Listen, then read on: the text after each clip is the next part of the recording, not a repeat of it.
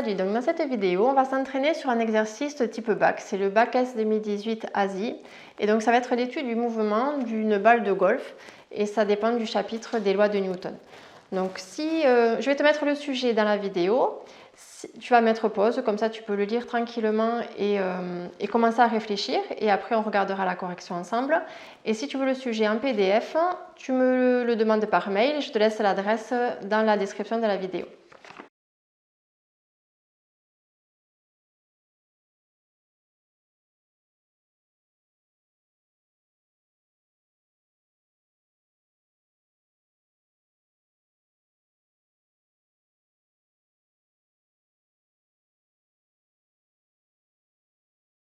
Donc on reprend les données de l'énoncé. On a un joueur de golf qui envoie sa balle avec un mouvement parabolique. Et ici, on a une distance qui est mesurée horizontalement, qu'on appelle portée, et qui mesure environ 250 mètres. Dans la première partie, on va regarder la vitesse initiale de la balle et on a un schéma qui nous donne, donc c'est une chronophotographie, qui nous donne ici les images, les 9 premières images de la balle de golf. Donc 1, 2, 3, 4, 5, 6, 7, 8, 9.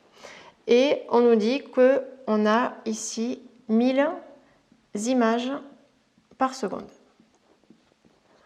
Donc ce qu'on veut dans la première question, 1.1, à partir des données, déterminer l'intervalle de temps delta t qui sépare deux images de la photographie. Donc on va mesurer ici ce delta t entre deux images de la balle de golf. Donc on peut savoir que quand on cherche un temps, on a la vitesse qui est égale à la distance sur un temps. Donc le temps peut être trouvé en faisant la distance sur la vitesse. Donc ici, on a bien une distance puisque on a ici un intervalle de temps et on nous donne également une échelle qui est de 15 cm. Par contre, on ne nous donne pas la vitesse et d'ailleurs, si on lit le sujet en entier, on voit que c'est l'objet de la question 1.3. On va nous demander la vitesse. Donc il faut utiliser autre chose. Et là, la seule donnée qu'on a en plus, c'est 1000 images par seconde. Ça veut dire qu'on va avoir 1000 images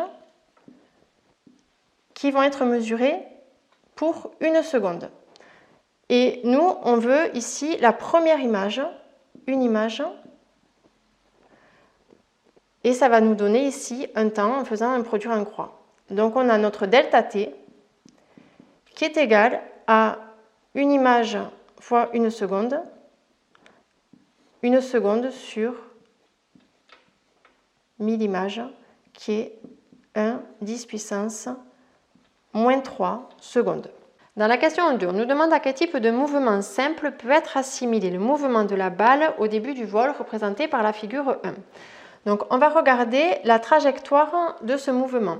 Donc quels sont les différents types de trajectoires? On va avoir la trajectoire rectiligne qui va correspondre à une droite. On a ensuite la trajectoire circulaire qui va être associée à un cercle. On peut avoir également les trajectoires elliptiques et paraboliques qui sont associées aux ellipses et aux paraboles. Et enfin, les curvilignes en fait, qui sont des courbes quelconques.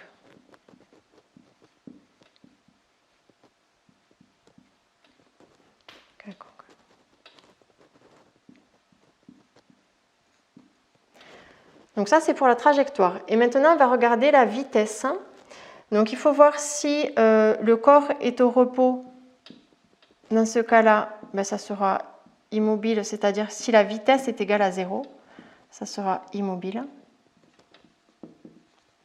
On peut avoir également un mouvement uniforme. Ça correspond à une vitesse qui est constante.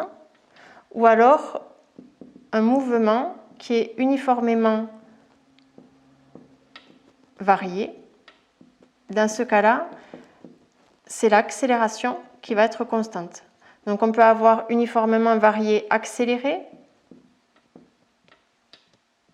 avec une vitesse qui augmente, ou alors uniformément varié décéléré. Et là, c'est la vitesse qui diminue. Donc il faudrait voir dans quel cas on se situe. Nous, on nous dit au début du mouvement, c'est-à-dire sur les 9 premières images. Donc on va regarder si on a une droite, un cercle, une ellipse, une parabole ou une courbe quelconque. Ici, on voit que si on place une règle, on va avoir tous les points ici qui sont alignés sur une droite. Donc on a un mouvement qui est rectiligne. Et ensuite, on va regarder si chez la balle de golf est immobile. Donc là, on voit que non, puisqu'on voit différentes images à différents points. Donc, elle est en mouvement. Et est-ce que c'est uniforme, uniformément varié? Donc, il faut regarder cette distance-là, ici, celle-là, celle-là. Et on va voir qu'on retrouve exactement le même espace entre chaque point. Ça veut dire qu'ici, on va avoir une vitesse qui va être constante et donc un mouvement qui est uniforme. Donc, on va pouvoir dire que le mouvement est rectiligne uniforme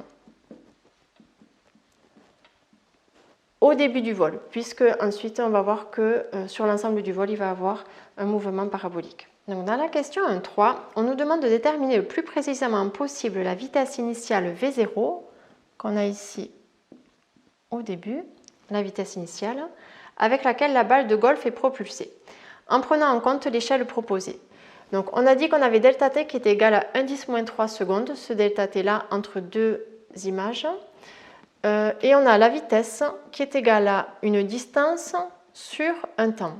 Donc, on a notre temps, c'est le delta t, et il nous manque la distance, et il va falloir se servir de l'échelle 15 cm. On nous demande de déterminer le plus précisément possible.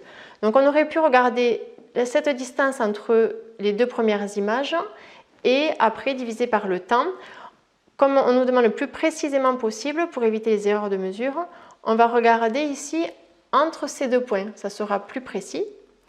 Donc ici entre ces deux points, on a 1, 2, 3, 4, 5, 6, 7, 8 intervalles. On a 8 delta t. Et si on mesure, on va trouver donc c'était 11,7 pardon, 11,7 cm. Ça, c'est sur le schéma. Et il va falloir utiliser l'échelle. Donc, on va faire un petit tableau. On va mettre les valeurs sur le schéma, les valeurs que ça représente en réel. Donc, on va mesurer ici 15 cm, ça c'est dans le réel. Et si on mesure ici à l'extrémité des deux flèches, on va trouver 2,9 cm. Donc ça, c'est l'utilisation d'une échelle. Sur le schéma, on a mesuré ici 11,7 cm. Et en faisant un produit en croix, on obtient 60,5 cm en réel. Donc ici, pour 8 delta t, ça nous fait en réel 60,5 cm. Donc on va pouvoir utiliser maintenant vitesse qui est égale à distance sur un temps qui est 8 delta t. Donc la distance, c'est 60,5 cm. Donc il faut faire attention aux unités. Comme on est en centimètres et qu'on veut avoir une vitesse en mètres par seconde, on va avoir ici 10-2 pour passer des centimètres au mètre. Et ensuite 8 delta t, ça va faire 8 fois, le delta t c'était 1,10-3 secondes. Donc là pour l'unité c'est OK. Et ça va nous donner 76 mètres par seconde. Donc ça c'est la vitesse initiale.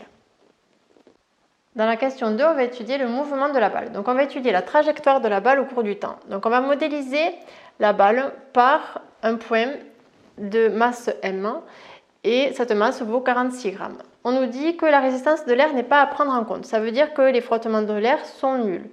On regarde ici qu'on on a un champ de pesanteur terrestre, c'est G. Donc ce champ de pesanteur, il est toujours dirigé vers le centre de la Terre.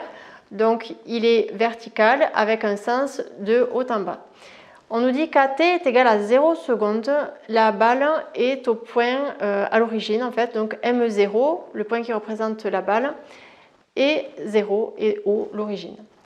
Ensuite, donc, il faudra, dans le 2.1, représenter les composantes du vecteur accélération et montrer que AX est égal à 0 et AY est égal à moins G. Donc, avant toute chose, avant d'étudier le mouvement, on va définir le système. Et il faudra également regarder le référentiel et le bilan des forces. Donc avant tout, le système. Le système, c'est l'objet, le corps qui va varier au cours du temps. Donc là, on étudie le mouvement de la balle. Donc le système, ça va être tout simplement le système balle. Ensuite, on va définir le référentiel. Donc le référentiel, c'est l'endroit où l'on se place pour étudier le mouvement. Donc ça peut être un référentiel héliocentrique. Donc ça, le référentiel héliocentrique, c'est le référentiel qui a pour centre le Soleil. Et on va regarder par exemple dans ce référentiel héliocentrique le mouvement des planètes par rapport au Soleil. On a également le référentiel géocentrique. Donc il a pour centre la Terre. Et on va étudier par exemple avec ce référentiel géocentrique la position, le mouvement des satellites autour de la Terre. Et on peut avoir aussi le référentiel terrestre.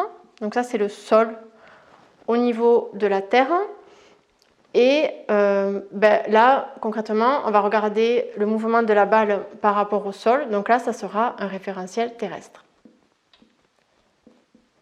Maintenant, on va voir si ça peut être un référentiel galiléen. Parce qu'en mécanique, la deuxième loi de Newton peut s'appliquer uniquement si on est avec un référentiel galiléen.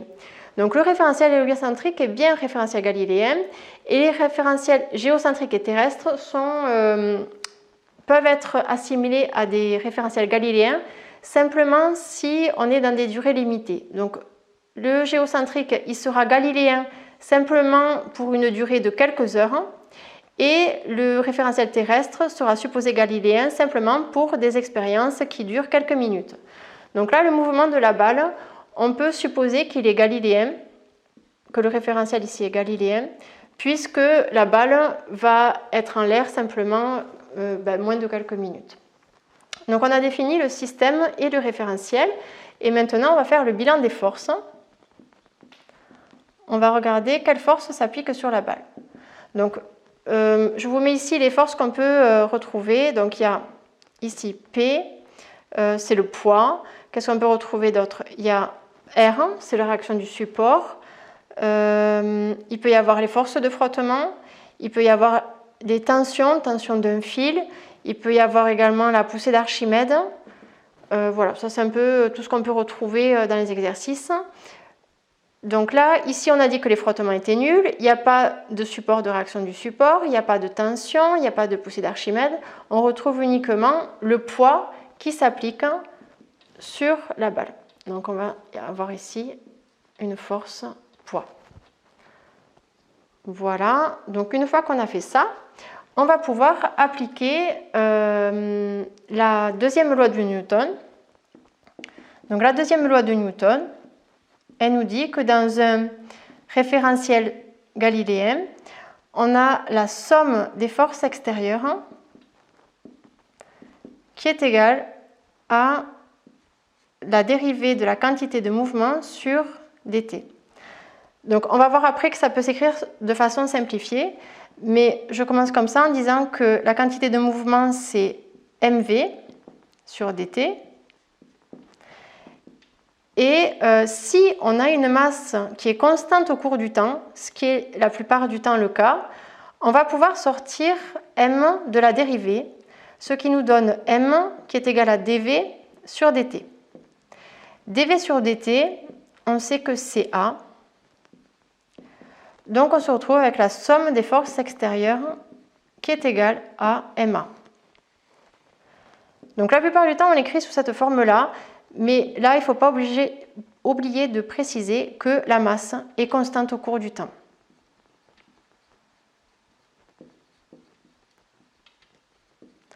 Donc c'est cette formule-là qui va nous permettre de faire nos calculs. Donc la somme des forces extérieures, on a vu que la seule force qui s'appliquait ici, c'était P. Donc on va pouvoir écrire que P est égal à MA. On sait que P est égal à mg. Donc on va pouvoir remplacer P par mg. On a mg qui est égal à ma. Ici, on a le droit de simplifier par m des deux côtés, puisque c'est une masse, elle est strictement positive. Et on va avoir notre vecteur accélération qui est égal au vecteur g. Donc il nous suffit de déterminer les coordonnées du vecteur g pour retrouver les vecteurs du vecteur accélération.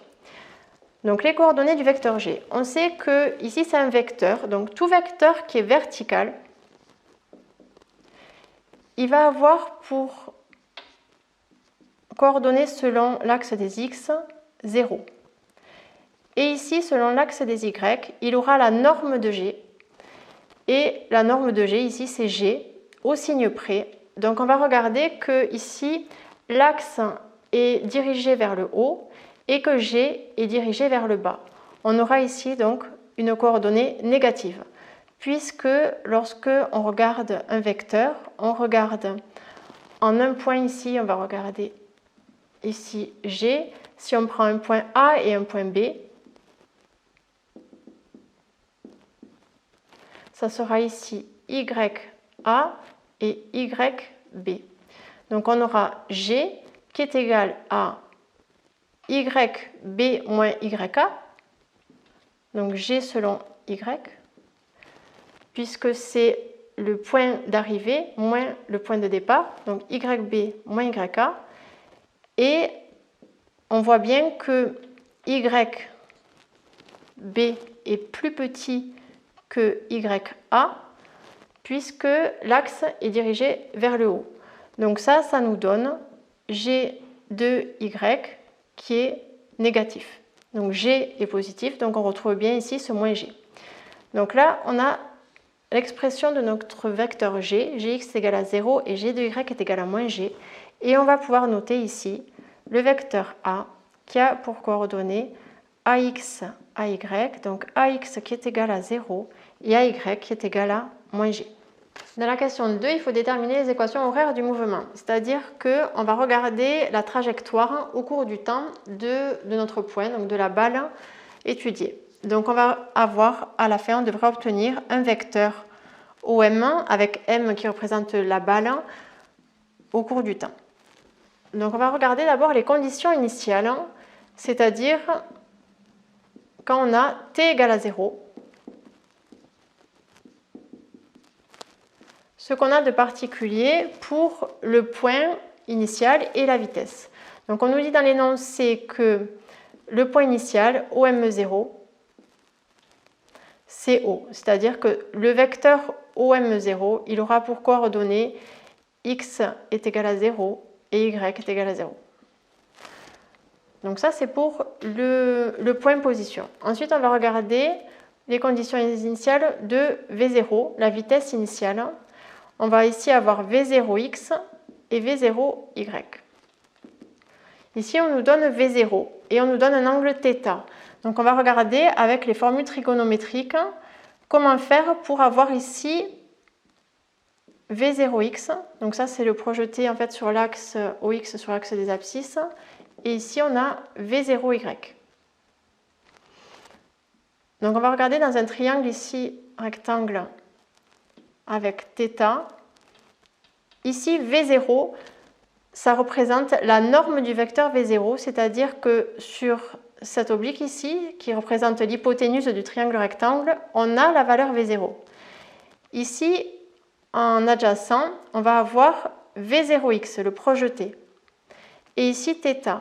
Ça veut dire que le cos de θ, donc le cos θ, le cos d'un angle, c'est l'adjacent sur l'hypoténuse. Adjacent sur hypoténuse. Donc là, le cos de θ, va être égal, l'adjacent c'est V0x sur l'hypoténuse qui est V0. Ça veut dire que V0x est égal à V0 cos θ. Donc là, on va pouvoir noter V0x est égal à V0 cos θ. On a ensuite V0y, il faut le définir ici par rapport à cet angle θ toujours. Donc V0y, il est là, mais il se retrouve également là. Donc finalement, c'est cette valeur qu'on va avoir en opposé. Et quand on regarde les formules de trigonométrie, c'est le sinus d'un angle qui est égal au côté opposé sur l'hypoténuse. Ici, l'opposé, c'est V0y et l'hypoténuse, c'est la valeur V0. Donc on va avoir V0y qui est égal à V0 sinus θ. C'est la valeur qu'on retrouve ici. Donc on a défini ici nos conditions initiales. On va regarder maintenant comment on peut définir le vecteur position par rapport au vecteur accélération. Donc on va y aller par étapes. On va d'abord dire que l'accélération, c'est la dérivée de la vitesse par rapport au temps. Qu'est-ce que ça veut dire? Ça veut dire que le vecteur vitesse, ça va être une primitive de l'accélération. Donc on va essayer de primitiver AX et AY. Donc si on primitive AX, la primitive de quelque chose qui est égal à 0, c'est une constante. Donc on va l'appeler ici C1. Et si on primitive AY, donc moins G, ça va nous donner, alors en primitive par rapport au temps. Donc ça va être moins G de T plus, il ne faut pas oublier, la constante. Et ensuite, pour déterminer si c'est constante, on va utiliser les conditions initiales. Donc ça veut dire que ici, comme on est en fonction du temps, on va regarder Vx, d'ailleurs on pourrait le rajouter ici, Vx de t et Vy de t. Donc Vx de 0, c'est égal, ici il n'y a rien par rapport au temps, donc c'est égal à la constante elle-même. Et Vx0, on a dit tout à l'heure que c'était V0 cos θ. Donc ça veut dire que C1 est égal à V0 cos θ.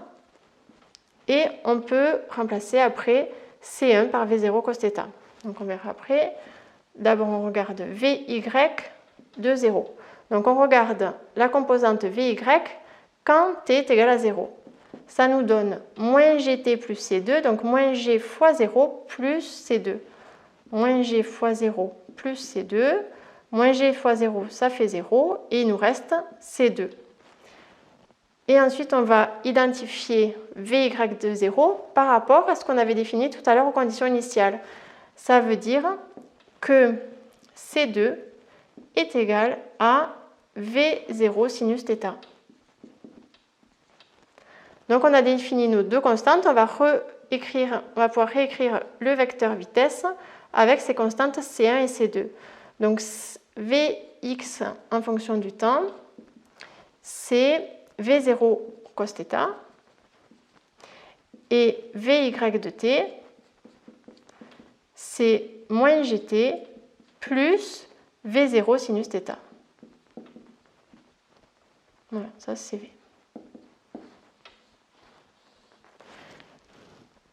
Et ensuite, on va appliquer la formule. Le vecteur vitesse, c'est quoi? C'est la dérivée du vecteur position par rapport au temps.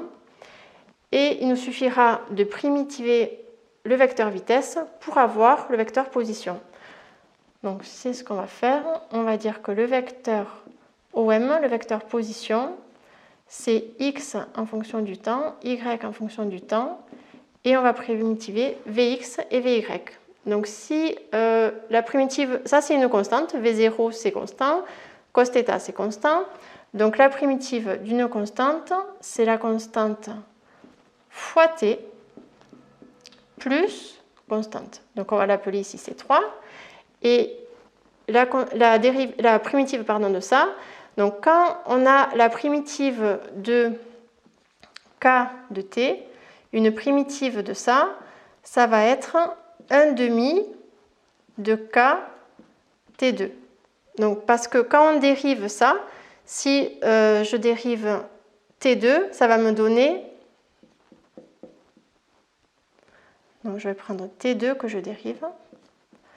Ça va me donner 2T. Donc, si je dérive KT2, ça va me donner 2KT. Donc, pour obtenir le KT, il faut bien que je mette ici ce coefficient de 1,5, puisque quand on dérive, l'exposant 2 passe devant. Donc ici, si je veux prendre la primitive de moins gt, je sais que c'est moins 1,5 gt2 plus ici une primitive de v0 sinus θ, comme v0 sinus θ est constante, ça fait v0 sinus θ de t plus, il ne faut pas oublier ici la constante comme primitive à chaque fois. Et maintenant, il ne nous reste qu'à appliquer les conditions initiales. Donc on sait qu'aux conditions initiales, le vecteur position, il a pour coordonnées 0, 0. Donc ça veut dire que x de 0. On va remplacer ici 0, tous les t par 0. Donc ça va faire v0 cos θ fois 0 plus C3. Et donc ça va donner 0 plus C3, ça fait C3. Et ensuite, y de 0. Ici, on remplace par 0. Ça fait moins demi g 0 au carré plus v0 sinus θ fois 0 plus C4. Et donc ça fait C4. Donc aux conditions initiales, on a vu que c'était 0 et 0. Donc on peut écrire est égal à 0 est égal à 0 en identifiant. Et on retrouve C3 est égal à 0, C4 est égal à 0. Donc on va pouvoir réécrire tout ça en remplaçant C3 et C4 par 0. Ça nous donne OM xt est égal à V0 cos θ de t et yt est égal à moins 1,5 gt2 plus V0 sinus θ de t. Donc ça, c'est notre vecteur position en fonction du temps. Donc c'est l'équation horaire du mouvement. Dans la partie 2.3, il nous faut montrer que la portée x max de la balle de golf s'écrit x max est égal à 2v0 carré cos θ sinus θ sur g. Donc ici, on a la balle qui a une trajectoire en mouvement parabolique et ici, on a ce qu'on appelle la portée, la distance maximale, et on va avoir ici x max. Donc nous, il nous faut déterminer ce x max. Donc on a déjà déterminé le vecteur position, x en fonction de t, y en fonction de t, donc l'équation horaire du mouvement. Et il nous faudrait, pour déterminer x max, une équation du type y est égal à ax2 plus bx plus c.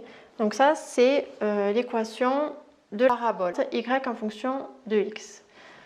Donc on va se servir de ça et pour arriver là, il va falloir remplacer le t par le x. Donc ici, on va d'abord écrire t en fonction de x.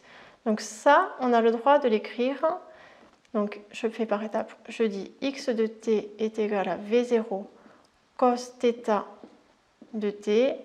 Qu'est-ce que c'est? Ça veut dire que t est égal à x de t sur v0 cos θ. Ensuite, je vais remplacer y là-dedans. Donc, t, dans l'équation de y. Donc, y de t est égal à moins 1,5 g. Ici, je vais écrire le temps au carré plus v0 sinus θ. Et je vais remplacer le temps par x de t sur v0 cos θ.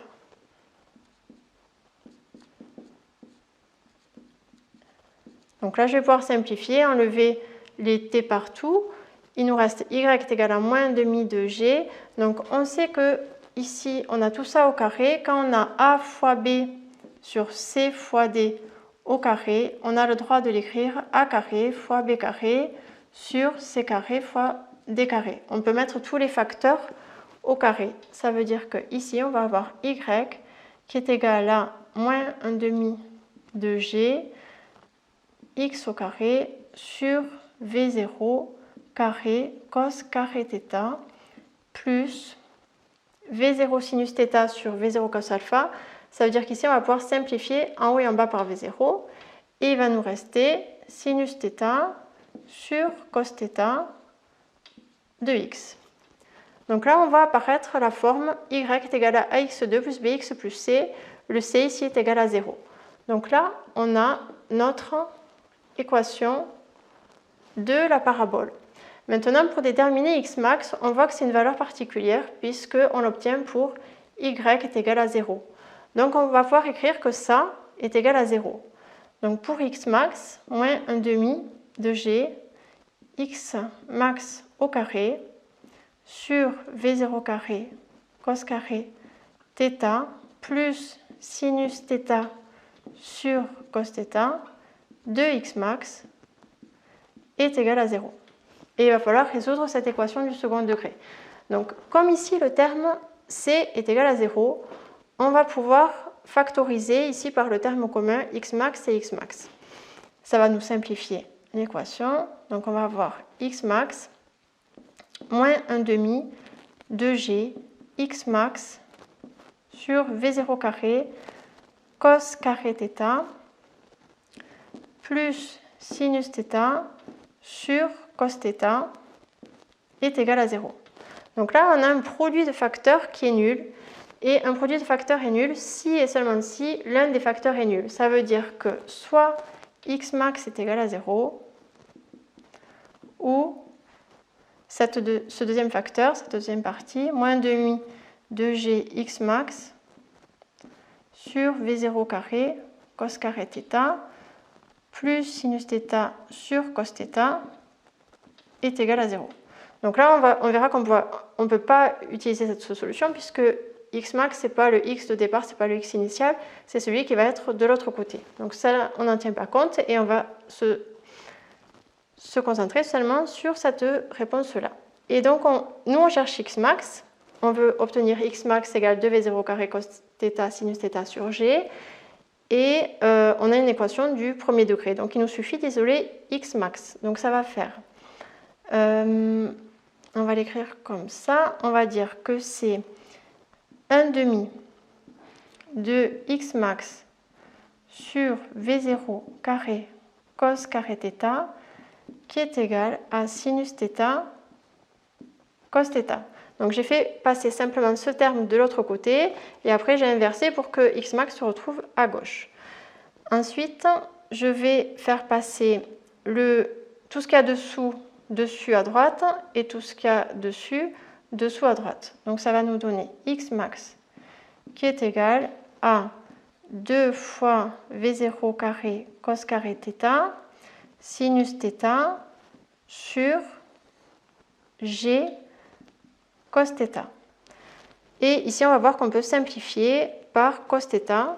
Donc ça va nous donner x max est égal à, donc il faudra qu'on arrive à ça, ça fait 2 fois, ici on peut simplifier là et le carré se simplifie, donc ça fait v0 carré cos θ sinus θ sur g. Et on obtient bien ici notre valeur à démontrer. Dans la question de 4, il faut déterminer la valeur de x max. Donc on a l'expression littérale 2v0 carré cos θ sinus θ sur g. Et donc il va falloir remplacer par les valeurs qu'on nous donne. Donc c'est juste une application numérique. On a x max qui est égal à 2 fois 75 au carré cos 11 sinus 11 sur 9,81. Donc là, il n'y a pas de problème d'unité puisqu'on est ici en mètres par seconde. Ici, on a des degrés. Il faut juste penser à régler le mode degrés sur la calculatrice. Et ici, on a des mètres par seconde. Donc si on fait ça à la calculatrice, on obtient 214,797, etc. Et nous, on voit qu'on a 3 chiffres significatifs. Et vous gardez ces chiffres significatifs, ça nous fait 2,15 en écriture scientifique, 10 puissance 2 mètres des mètres, pardon, puisque c'est x max, c'est une distance. Donc on a cette distance-là qui vaut 215 mètres, 2,15 10 puissance 2. Dans la question 2.5, on nous demande de comparer cette valeur calculée de la portée avec celle annoncée en introduction. Donc celle calculée c'est 215 et celle annoncée en introduction, on a vu tout à l'heure c'était 250 mètres. Donc on a 250 mètres annoncés en introduction et 215 mètres ici calculés. Donc déjà si on les compare, on a une différence ici de 250 moins 215 de 35 mètres et en relatif on va avoir 35 mètres divisé par 250, si je multiplie par 100 pour l'avoir en pourcentage, 35 divisé par 250 fois 100, ici ça fait 14%. Donc ça c'est la différence relative. Et pourquoi ça peut paraître surprenant? Parce que ici on a une valeur calculée, la valeur calculée qui est inférieure à la valeur réelle. Avec la valeur réelle qui tient compte des frottements et la valeur calculée où l'on a négligé les frottements. Donc en principe dans la valeur calculée, si on néglige les frottements, la portée devrait être plus grande, alors qu'avec les frottements, elle devrait être plus petite. Donc on va voir pourquoi cette valeur est plus petite dans le petit 3. Dans la question 3, la balle n'est plus modélisée par un point matériel. On va considérer la balle dans son ensemble et on va voir qu'il y a des phénomènes de backspin, c'est-à-dire que la balle va faire des rotations, des tours sur elle-même. Et ça va engendrer une force. Et on va nous décrire sa force, on va nous dire que cette force est dirigée vers le haut, c'est une force verticale. Donc dans la question 3.1, on nous demande de représenter sur le document réponse à rendre avec la copie les forces modélisant les actions mécaniques s'exerçant sur la balle. Donc on a ça sur le document réponse et il faut modéliser, il faut représenter les forces. Donc on va avoir comme pour la question 2, on avait fait le bilan des forces, on avait trouvé le poids. Donc là, ça ne change pas. On va toujours avoir le poids ici, qui est représenté avec P qui est égal à mg. Et on nous dit qu'on va négliger tous les autres effets dus à l'air. Donc il n'y a plus que cette force F qui s'applique en plus du poids. Et on nous dit qu'elle est verticale et dirigée vers le haut. Donc on va avoir ici F qui est représenté avec le point d'application du centre de la balle et F vertical dirigé vers le haut. Voilà, donc ça c'est pour la question 3.1. Ensuite pour la question 3.2, il faut déduire l'expression de la nouvelle composante AY de l'accélération verticale en fonction de mg et F. Donc ça va être la même chose que pour la question 2, c'est-à-dire qu'il va falloir d'abord faire le bilan des forces. Donc le bilan des forces. Ici, on vient de dire qu'on avait P et F. Et on sait que on a toujours la même chose. C'est le système étudié, c'est la balle. Et le référentiel, c'est le référentiel terrestre qui est supposé galiléen. Donc ça ne change pas. Ça veut dire qu'on peut appliquer la deuxième loi de Newton avec la masse de la balle qui est constante au cours du temps. Donc on va pouvoir écrire que la somme des forces extérieures est égale à ma. Ici, la somme des forces extérieures, c'est P plus F, et c'est égal à ma. Donc, on va pouvoir remplacer P qui est mg, et F, lui, il va rester pareil. Donc, on va avoir ma. Ici, nous, on veut l'expression du vecteur accélération, enfin, de la composante AY, mais on va commencer par le vecteur et on va mettre ma de ce côté est égal à mg plus f. Ici, si je veux que a, je vais diviser par m partout. Ça va nous donner a qui est égal à g plus f sur m. Et maintenant, je vais obtenir a selon l'axe y. Donc, je vais projeter selon l'axe y. Donc, on sait que ay est égal à gy plus fy sur m. Donc on va regarder ici notre vecteur G, Gx et Gy. Donc on ne va pas s'embêter, on va regarder simplement Gy. Donc Gy, ici, il est égal, on avait vu comme tout à l'heure que c'était G, il est toujours représenté comme ça. Donc Gy, selon cet axe vertical qui est orienté vers le haut, il est égal à moins G. Ça ne change pas. Et ensuite, on va regarder le vecteur F.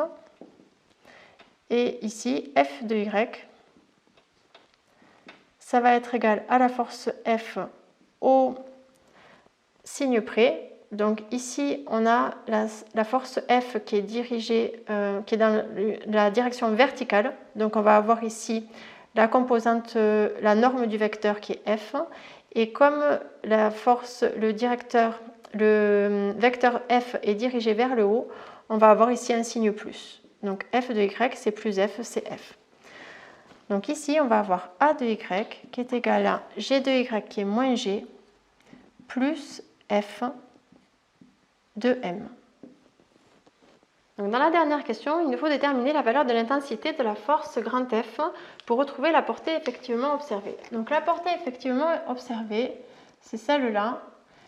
Et donc ça correspond à X max. Et X max, on nous dit que ici, ça vaut 250 mètres. C'est la portée réellement observée. Donc on va se servir de cette valeur après pour pouvoir calculer le grand F. Donc il va falloir déterminer tout d'abord, comme la deuxième question, l'équation de la parabole pour pouvoir déterminer ce grand F. Donc l'équation de la parabole, on va pouvoir la déterminer d'abord en déterminant les équations horaires. Donc on avait AY, on va déterminer d'abord AX. Donc on a vu que A c'était G plus F sur M. Si on projette sur X, on avait G de X comme le vecteur est vertical qui est égal à 0. Et selon l'axe des X, F est aussi égal à 0 puisqu'on a les deux forces qui sont verticales. Donc, oui c'est ça, les deux forces. Donc ça c'est une force et ça c'est le champ de pesanteur. Donc on a le champ de pesanteur ici qui est vertical et la force selon l'axe des X qui est égal à 0. Donc on va avoir ici, on peut en déduire que A de X est égal à 0. A de Y est égal à moins G plus F sur M. Et ici, on a notre vecteur A. Donc il va falloir primitiver ce vecteur accélération pour trouver la vitesse. Donc je vais aller plus vite que tout à l'heure parce qu'on a vu que la primitive de quelque chose qui est égal à 0, c'est une constante. Donc on va l'appeler par exemple C5. Et la primitive, donc moins G plus F sur M, c'est une constante également. Moins G, c'est une valeur fixe. F et M, c'est des valeurs fixes. Donc là, la primitive d'une constante, c'est la constante fois t, puisqu'on donne les primitives en fonction du temps, plus une constante, c'est 6. Donc aux conditions initiales, on a vu tout à l'heure que V0x est égal à V0 cos θ, et que V0y est égal à V0 sinus θ. Donc si on remplace le temps par 0, ici c'est 5, ça nous donne V0 cos θ. Ici, et pour le V0 sinus θ, donc on va remplacer t par 0, ça va nous donner C6, et on va pouvoir écrire que C6 c'est V0 sinus θ, et du coup que c'est égal à moins G plus F sur M de T plus V0 sinus θ. Donc c'est exactement pareil que dans la question 2. On va continuer pour déterminer le vecteur position. Donc la primitive de Vx, x en fonction du temps, ça va être V0 cos θ plus une constante qu'on va appeler C7 et y de t, la primitive de ça, du vecteur Vy, de la composante Vy du vecteur V, ça va donner moins G plus F sur M sur 2 de t au carré plus V0 sinus θ de t plus une constante. Donc on a vu aux conditions initiales que le point, la balle étant, enfin c'est plus un point, c'est une balle au point d'origine O. Donc on va avoir C7 qui est égal à 0 et C8 qui est égal à 0. Donc ça nous donne x de t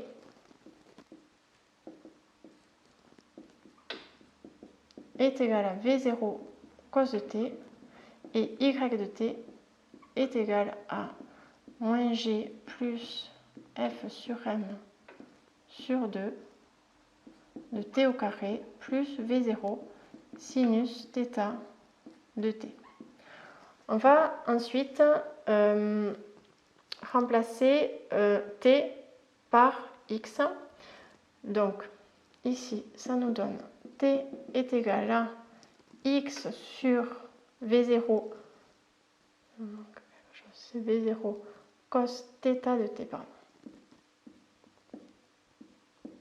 Et ici, c'est V0 cos θ de t. Donc là, on a x sur V0 cos θ.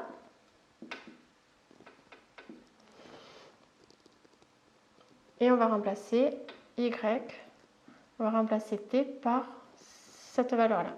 Donc ça va donner moins g plus f sur m sur 2 de x V0 cos θ au carré plus V0 sinus θ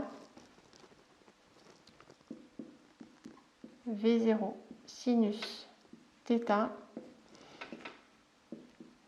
x V0 cos θ.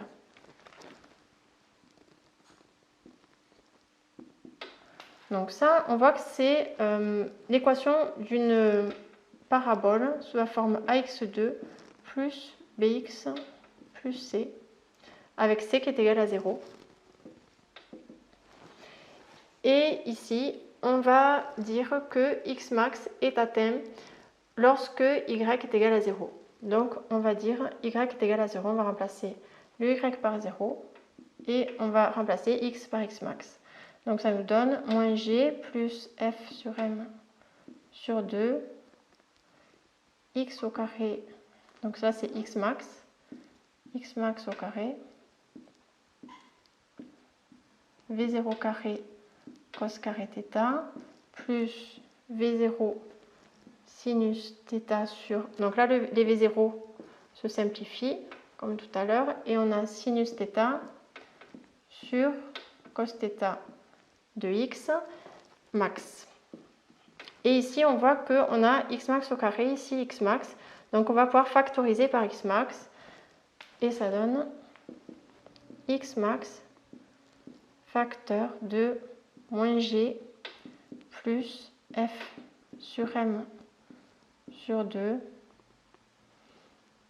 donc x max v0 carré cos carré θ plus sinus θ cos θ. Donc là, un produit de facteurs est nul si et seulement si l'un des facteurs est nul. Ça veut dire que x max est égal à 0 ou ça est égal à 0. Donc ça, c'est pas possible parce que x max, là c'est x est égal à 0, c'est pas celui qu'on cherche, nous c'est l'autre. Donc ça va être cette solution-là. Donc c'est moins g plus f sur m sur 2 x max v0 carré cos carré θ plus sinus θ cos θ est égal à 0. Donc là, on a tout sauf le f, donc on va pouvoir isoler le f pour trouver son expression littérale. Donc on va faire passer tout ça de l'autre côté, donc ça va nous donner, on va y aller par étapes, on va d'abord dire que moins g plus f sur m sur 2 x max sur v0 carré cos carré θ est égal à moins sinus θ sur cos θ. On a cos θ à gauche et à droite, donc on peut simplifier ici, le cos carré devient cos θ, ici on simplifie par cos θ, avec cos θ qui est différent de 0, puisque θ est différent de pi sur 2. On va isoler f sur m est égal à moins sinus θ fois V0 carré cos θ sur x max fois 2 et tout ça plus g. Et ensuite, on peut en déduire f qui est égal à m. Donc le g, on peut le faire passer devant, ça fait g moins 2v0 carré cos θ sinus θ sur x max. Voilà, donc là on a notre expression de f en fonction de m, g, v0, cos θ, sinus θ et x max. On a redétaillé tout ça, mais on aurait pu aller plus vite puisque dans la question 2, on avait a qui était égal à, donc ça c'est la question 2, on avait ax qui était égal à 0, ay qui est égal à moins g, et on avait x max qui était égal à 2v0 carré sinus cos θ sinus θ sur g. Donc on voyait apparaître x max en fonction de g et donc qui est l'expression de ay. Donc si on prend maintenant notre question 3 où on a cette fois-ci le vecteur accélération qui est égal à ax est égal à 0, ay qui est égal à moins g plus f sur m, on aurait pu en déduire que x max par identification était égal à 2v0 carré cos θ sinus θ, ça ne change pas, et que g, du coup, c'est moins y, donc on le remplace ici par moins y, ça fait g moins f sur m. Et là, il nous suffit de sortir f pour trouver f ici, et donc on retombe sur la même expression que ça. Donc maintenant, il n'y a plus que l'application numérique à faire. Donc pour l'application numérique, l'énoncé nous donne l'angle θ qui est égal à 11 degrés, le champ de pesanteur g qui est égal à 9,81 mètres secondes moins 2, la vitesse initiale v0 qui est de 75 mètres secondes, la masse de la balle m c'est 46 grammes, donc 46 10 moins 3 kg, et la portée, on a dit tout à l'heure que c'était x max 250 mètres. Donc il nous suffit de remplacer f est égal à 46 10 moins 3 fois 9,81 moins 2,75 au carré, cos de 11 degrés, sinus 11 degrés sur 250 mètres. Donc on fait l'application numérique, la calculatrice nous donne 0,0635, ça nous donne une force qui est environ égale à 6,4 10-2, donc une force, l'unité, ça sera le newton. Donc si tu as compris la vidéo, tu peux mettre un j'aime, n'hésite pas à me laisser un commentaire et on se retrouvera bientôt dans une autre vidéo.